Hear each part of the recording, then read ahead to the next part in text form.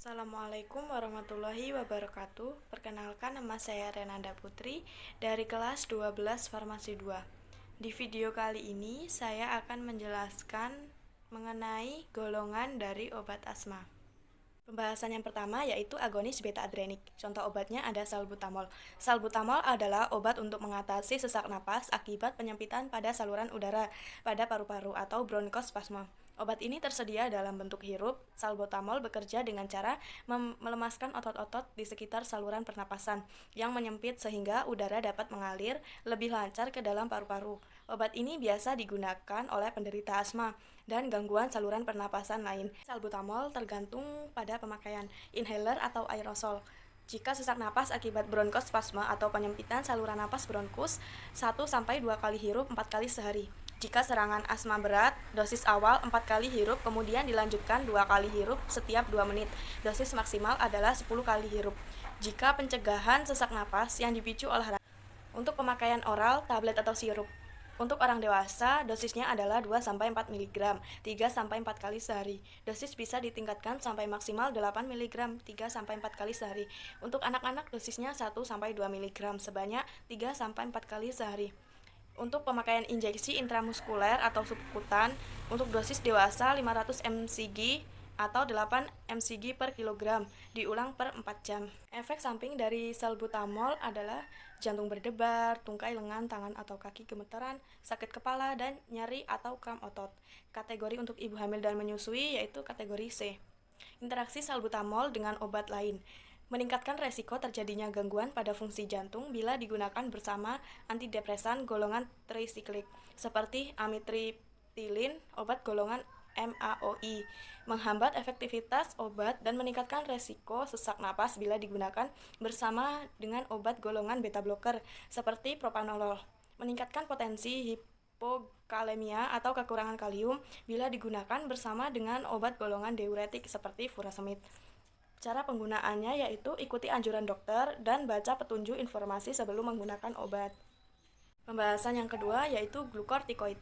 Contoh obatnya ada kortikosteroid. Kortikosteroid adalah obat yang mengandung hormon steroid yang berguna untuk menambah hormon steroid dalam tubuh bila diperlukan dan meredakan peradangan atau inflamasi serta menekan kerja sistem kekebalan tubuh yang berlebih. Dosis kortikosteroid dewasa 5-60 mg per hari dibagi menjadi 2-4 kali pemberian. Dosis pemeliharaan adalah 2,5-15 mg per hari.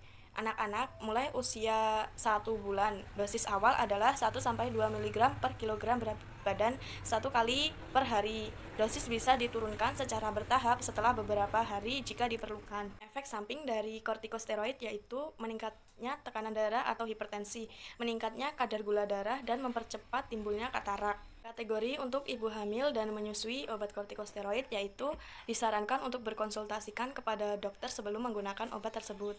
Cara penggunaan kortikosteroid: jangan menggunakan kortikosteroid pada lambung kosong dan jangan banyak gunakan kortikosteroid salep pada area lipatan tubuh dan lakukan penyuntikan obat kortikosteroid pada tempat yang berbeda.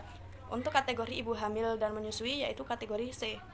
Bahasan yang ketiga yaitu metilsantin. Contoh obatnya ada teofilin. Teofilin adalah obat yang bermanfaat untuk mengatasi gejala sesak napas akibat menyempitnya saluran pernapasan bronkospasme pada asma atau penyakit paru obstruktif kronik atau PPOK. Obat ini bekerja dengan cara mengendurkan otot dalam saluran pernapasan serta mengurangi respons saluran pernapasan terhadap rangsang dari luar. Dosis teofilin untuk bronkospasme akut oral dewasa dan anak-anak di atas 1 tahun, 5 mg per kilogram berat badan per hari. Lanjut usia lebih kecil dari dosis di atas. Untuk bronkospasme kronis oral dewasa 300-1000 mg per hari yang dibagi menjadi 3-4 jadwal konsumsi. Dosis pemeliharaan adalah 175-500 mg 2 kali sehari. Lanjut usia lebih kecil dari dosis di atas. Anak usia 6-12 tahun dengan berat 20-35 kg, 120-250 mg 3 kali sehari. Anak usia di atas 12 tahun 250-500 mg 3 kali sehari. Anak usia di bawah 6 tahun tidak direkomendasikan menggunakan obat ini. Efek samping dari teofilin yaitu diare, mual dan muntah, meningkatnya kadar kalsium dalam darah, gangguan irama jantung, dan sulit buang air kecil. Kategori untuk ibu hamil dan menyusui. Theophylline masuk dalam kategori C. Studi pada binatang percobaan memperlihatkan adanya efek samping terhadap janin, namun belum ada studi terkontrol pada wanita hamil. Obat hanya boleh digunakan jika besarnya manfaat yang diharapkan melebihi besarnya resiko terhadap janin. Theophylline dapat diserap ke dalam ASI, oleh karena itu tidak boleh digunakan selama menyusui. Interaksi obat theophylline dengan obat lainnya. Meningkatkan kadar theophylline dalam darah jika dikonsumsi dengan allopurinol, anti-aritmia, simetidin, fluvoxamin, interferon alfa, antibiotik golongan makrolid, quinolone, pil KB atau antagonis kalsium. Mengurangi kadar theophylline dalam darah jika dikonsumsi dengan ritonavir, rifampicin, phenobarbital atau carbamazepine. Meningkatkan pembuangan litium, berisiko menyebabkan hipokalemia jika dikonsumsi dengan kortikosteroid atau diuretik. Berpotensi mengurangi aktivitas theophylline jika dikonsumsi dengan ketamin. Cara penggunaan theophylline. Ikuti anjuran dokter dan baca petunjuk informasi sebelum menggunakan obat. Bahasan yang keempat yaitu leukotriene reseptor antagonis dan inhibitor sintesis leukotriene. Contoh obatnya ada Zafirlukaz. Zafirlukaz adalah obat untuk mencegah gejala asma dan mengurangi jumlah serangan asma pada orang berumur 5 tahun lebih. Obat ini membantu memudahkan pernapasan dengan mengurangi bengkak radang di dalam saluran udara. Dosis Zafirlukaz. Obat ini biasanya diminum 2 kali sehari atau sesuai dengan arahan dokter. Zafirlukaz harus diminum saat berkosong setidaknya 1 jam sebelum atau 2 jam sesudah makan. Efek samping dari Zafirlukaz yaitu sakit kepala, diare, sakit perut, lemas, pusing, nyeri otot, dan radang tenggorokan. Zafirlukaz untuk ibu hamil dan menyusui.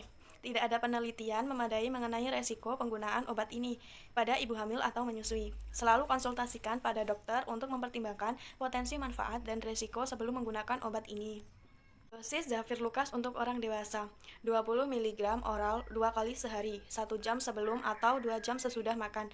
Untuk anak-anak, 5-11 tahun, 10 mg oral 2 kali sehari, 1 jam sebelum atau 2 jam sesudah makan.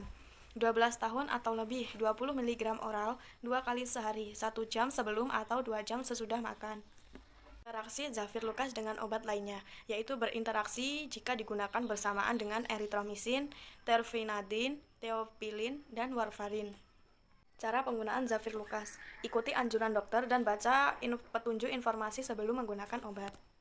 Sekian video dari saya akhiri. Wassalamualaikum warahmatullahi wabarakatuh.